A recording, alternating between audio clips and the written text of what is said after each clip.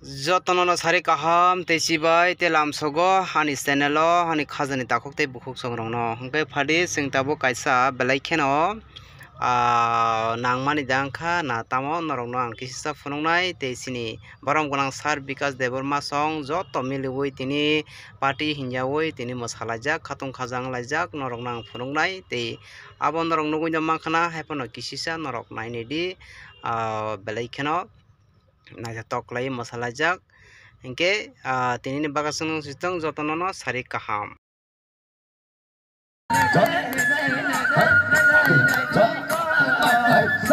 Sabas.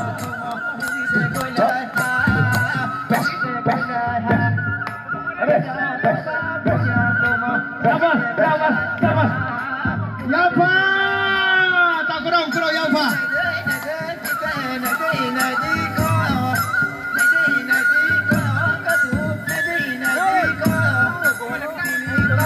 Kehar le karong ding ho wa.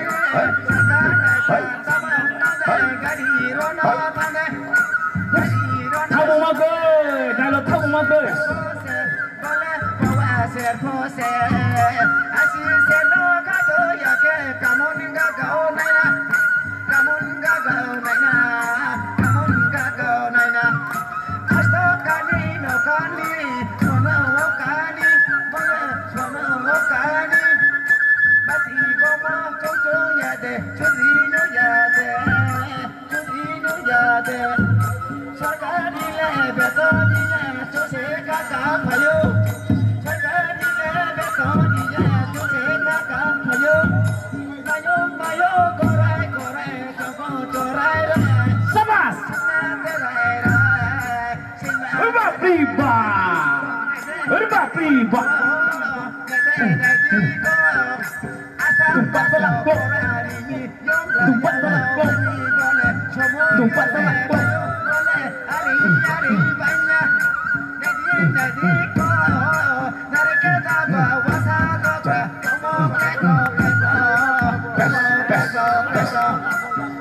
Minister Sarum Samo Bethanai Thago Kini te MLA roho काम kalam satu kayo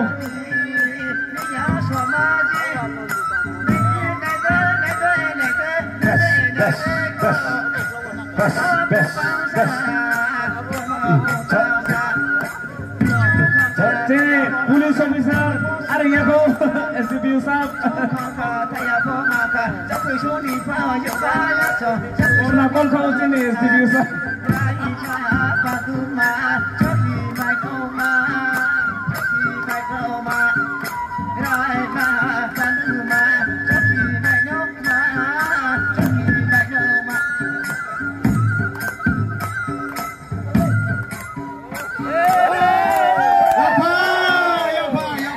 Ini Loro Basal Garam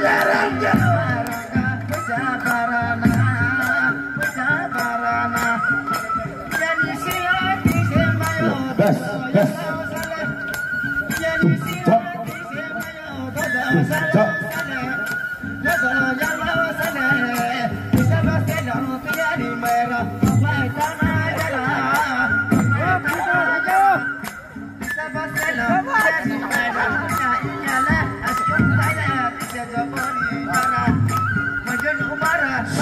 Soy Mari ke khatsa ha Jini nawe hoga ro Jono Rao Jini kabo mong Jong bro no pandawo Phaye jini pandawo Yang phale khone sia de